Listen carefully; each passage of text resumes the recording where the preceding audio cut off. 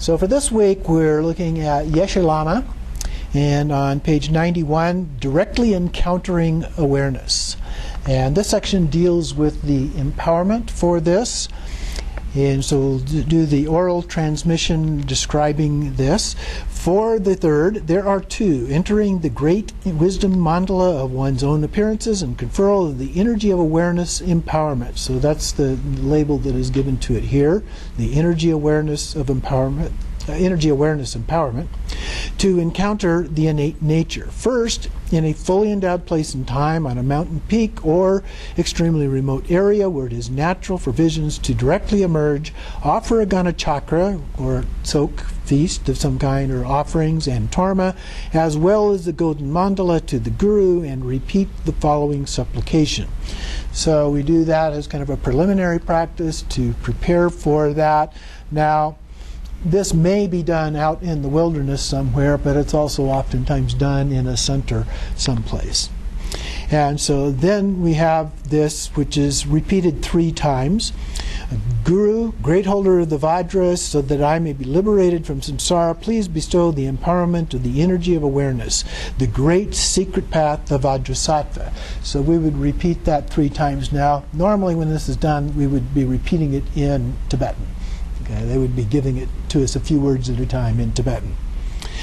After 3 repetitions, the Guru and all disciples remove their upper garments, symbolizing the appearance of clear light is free from the veil of obscurity. Now, when Khenchen Lama did this one, he didn't have us do that. And when Jimmy Lodro did it, he had us do that. The guys took off their top, but the women, he said, you can wear a sport bra or something like that to keep it a little bit separate from that. And then the Guru gives an indication saying, without blinking, gaze upon the blue syllable Ah in my heart and rest your mind without distraction. The Vajra master plays the hand drum, and after the descent of blessings, suddenly the master shouts the sound of Pe with great intensity, and at that very instant slowly inquires 3 times, what is the mind? And repeats that. When the disciples are speechless and without focus, left in a state of shock, that sudden apparent uncontrived awareness is known as the great seeing of that which was previously unseen, which is also called the descent of wisdom while resting in the Dharmakaya. So the idea is to create that kind of an experience for people so they get a direct experience of what this is all about as a part of that. The actual entrance then is as follows. All disciples are asked to assume the posture of the sage, and we've looked at the different postures, so you're familiar with what that is, as they gaze at the space without focus to bring the natural pure realm to mind. And then the Guru says, Emaho, Listen, my heart children of the great fortune. In the eastern direction of the extremely pleasing, magnificent Pure Land called Manifest Joy, where the conqueror Vajra Akshobhya abides, he is blue and adorned in various jeweled ornaments. In the southern direction he is extremely pleasing, magnificent Pure Land called endowed with glory, where the conqueror Ratnasambhava abides. He is yellow, adorned with various jeweled ornaments. In the western direction is the extremely pleasing, magnificent Pure Land called Lotus Arrangement, where the conqueror Amitabha abides. He is red, adorned with various jeweled ornaments. In the northern direction of the extremely pleasing, magnificent Pure Land called Perfectly Complete Activity dwells the conqueror Amoghasiddhi. And green, adorned with various jeweled ornaments. All of them abide in indivisible union with their consorts, with assemblies as numerous as the immeasurable Buddhas that exist upon a single particle. All of them are listening to their individual teachers as each reveals to his respective assembly the clear light nature of mind and the nature of secret mantra just as it is. O sons and daughters, with the gaze of an elephant, look into the eastern direction. Like a sleeping lion, jump. With the gaze of a lion, look into the southern direction. Like a bounding tigress, lunge. With the wrathful, haughty gaze of a Haruka, look into the western direction. Fly there like a soaring Garuda. With the gaze of Vajradhara, look into the northern Pure Land. Depart like the flash of a lightning bolt. Ah, ah, ah. So this is irreversibly sealed. In this way, having been led into the four entranceways of the mandala of awareness, when a disciple with pure faith connects with the highly realized Vajramaster, even if the disciple fails to practice in that lifetime, he or she will be free to take rebirth in a natural Nirmanakaya pure round. That is the exceptional feature of this secret mantra. Entering the mandala of the Sambhogakaya is as follows.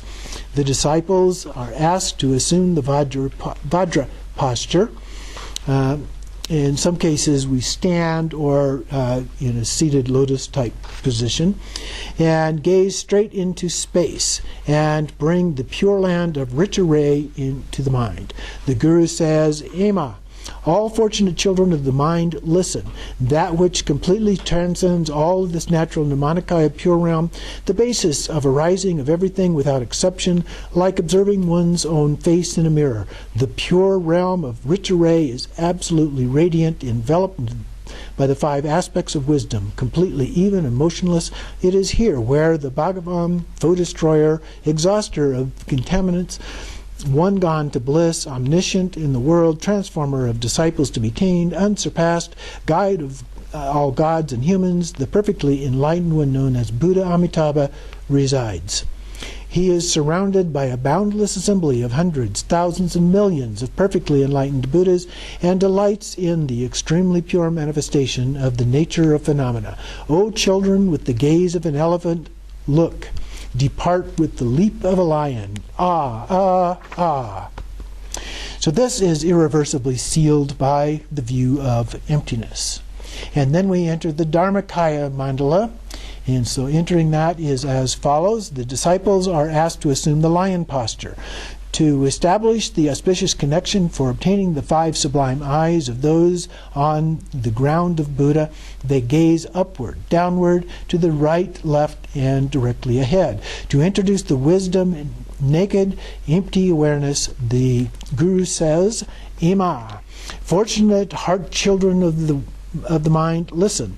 That which transcends and is far beyond the two Rupakayas is the basis from which both of them arise. The nature of one's own awareness, free of mental considerations, as wisdom that is absorbed yet unobscured. This nature of phenomena that has no distractions whatsoever is immeasurable, boundless, and non-conceptual.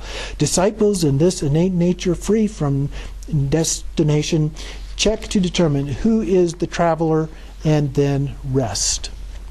By understanding empty awareness, hold fast to the key point.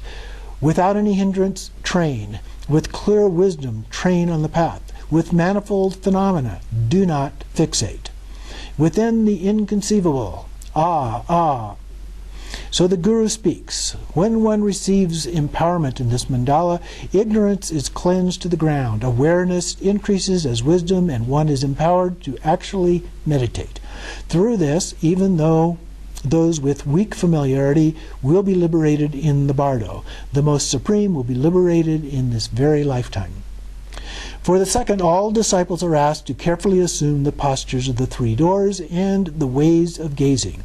In order to indicate the key points of the greatness of clear light Togal, the Guru says, Kye, fortunate children of the mind, listen. In the innate secret of the precious heart dwells a seed of wisdom, vital essence. From the perspective of the nature, this is empty and selfless, and from the perspective of the intrinsic nature, this is unceasingly radiant. From the compassionate manifestation, inseparable kayas and wisdom are all illuminating like a lamp within a vase. The four luminosities are naturally clear as they emerge from the precious crystal channel of radiant light. Through this, directly encountering the nature of phenomena of the unceasing ornamental wheel of the enlightened body, speech, and mind of all sagatas, you have received the great empowerment of the energy of awareness. How does this occur? First, we have the clear light of wisdom awareness is the Buddha Virachana. Second, that unchanging nature is Buddha Akshobhya. Third, the ever-increasing clear light radiance is Buddha Ratnasambhava. Fourth, the immeasurable appearance of light is Buddha Amitabha. Fifth, being perfect and unsought is in itself is Buddha Amoga city. In this way, the faces of all 5 Buddhas are directly realized. Even the nature of this wisdom appearing as stainless awareness is the mirror. So now he's going through the 5 wisdoms. As the non-duality of clear light is the nature, this is the wisdom of evenness. As the arising of distinct details, this is discerning wisdom. Being spontaneously present and unsought is the all-accomplishing activity wisdom. Primordially empty and baseless is the basic space of phenomena. This is the nature of the 5 aspects of wisdom. The essence that is unchanging is the Vajra. Now here he's going through the 5 different families, Buddha families. So the essence of this unchanging is the Vajra. The qualities fully endowed are the Ratna. Appearances untainted by any stain are Padma. That there is no other accomplishment aside from this is the Karma family. Because all this is the path that all Buddhas have traversed, it is the Buddha family. And then he goes through 5 colors. Because clear light is stainless, it is white. Because qualities are perfected, it is yellow. Abiding without being sought is red. As the perfected skill of activity, it is green.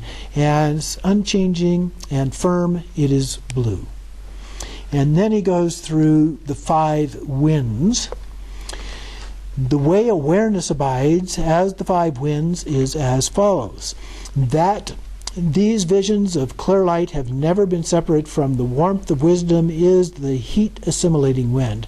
That the life of samsara and enlightenment is maintained is the life sustaining wind. That the discernment is made between the pure and polluted aspects of samsara and enlightenment is the pure and impure distinguishing wind.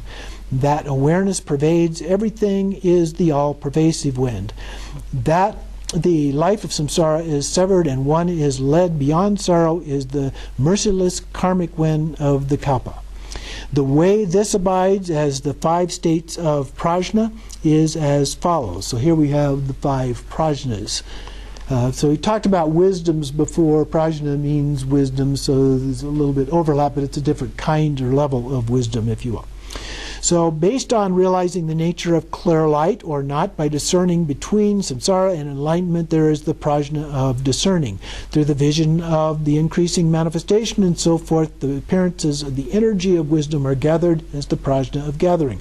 By pervading everything, there is the all-pervasive prajna. Through the motion of visions of light going and coming, there is the prajna of movement. If this is realized, to be liberated from the samsara is the prajna of liberation. These are the 6 groups of 5. And next then he goes through the 5 dakinis. Furthermore, since the blue light is understood to be Buddha dakini, by including the other 4 aspects of awareness, one sees the faces of the 5 dakini purifiers of the objects to be cleansed. All these categories of 7 groups of 5 are inherent nature of awareness as the path. The way of establishing resultant appearances as ultimate perfection is also stated in the clear expanse. From the self-manifestation of naturally occurring awareness, the 5 kayas, the 5 aspects of wisdom, 5 families, 5 lights, 5 winds, 5 prajnas, and so forth abide. In brief, this indwelling nature of phenomena is not the designing intellect of mental experience from empty form that is analytically designated, nor does it originate from interdependency based on fixating with effort in practices involving channels and winds.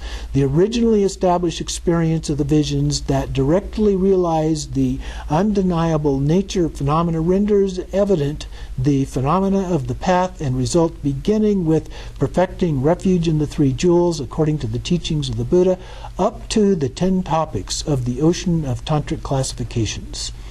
The way this occurs is stated in the 6-fold expanse. One primordially perfect Buddha, Dharma, and Sangha abide as one's own body. So we become that Buddha. Thus, the unconfused nature of the mind is the ground of Buddhahood. Transcending sounds and words is the genuine Dharma, and freedom from vacillation is the essence of Sangha. This is unlike those who take refuge momentarily through the interest, anger, or delusion. Not separate from the Vajra refuge of the fundamental nature, clear light of the four visions. Within that, one engages in the clear light of the four visions. This way of engaging is stated in a lamp that illuminates appearances. Primordially, this is the way of arising. Without originating through the efforts of individuals, this is the mandala as well as the deity. This is the mantra, mudra, and offering. This is the generation and completion stages. The Buddha, sentient being, samsara, and enlightenment. Empowerment, vows, and samaya. This is one's guru as well as the deity. So part of what we're saying here is all of those things that were labeled that we tend to study and practices that we tend to do are just ways of understanding the true nature of those. Okay, so they are manifestations of the mind. They are symbols of the reality of the Buddha. Thus it is. Therefore, one should never be apart from the appearance of the Vajra chain of awareness, in the center of the vital essence of basic space, as stated in the arrangement of colorful jewels. If you wish to see the mind of all the Buddhas, gaze at the kaya of the Vajra chain of awareness. Of course, this is a part of the first vision, and in some cases those preliminary practices that we have been doing. If you wish to internalize the wisdom intent of all the Buddhas, never be separate from the Vajra chain of awareness. If you wish to fully comprehend all aspects of the Dharma, both concisely and extensively, observe the way in which the Vajra chain of awareness abides. If you wish to be learned in all of the wisdom's secrets, observe the rays of the Vajra chain of awareness. If you aspire towards inseparable view, meditation, and conduct, don't be distracted from the kaya of the Vajra chain of awareness. If you wish to behold the celestial palace of all phenomena, internalize the genuine meaning of space and awareness. If you wish to inherit the lineage of Vajrasattva, remain ever one with the kaya of the Vajra chain of awareness. Thus it is taught. In this way, directly seeing the meaning of awareness from the nature of phenomena is referred to as being equal to the original protector, Kuntuzangpo. It states in the Secret Conduct, who sees in this way is equal in fortune to the original protector, Kuntuzangpo. Thus it is stated by the Guru. Today, the greatest discovery has occurred. Receiving the empowerment of the energy of awareness is like encountering the faces of 3,000 Buddhas. By severing the cycle of rebirth, you have seized the path that leads to liberation. Even if you were to gradually traverse the 10 Bodhisattva grounds, it is still not certain that you would directly perceive all qualities of the essence of the Sagatas. Therefore, from this day onward, persevere in the practice of the ultimate qualities of the four visions to reach the state of awakening in the exhaustion of the nature of phenomena. So these are the practices on which we will focus over the next 4 weeks, these four visions.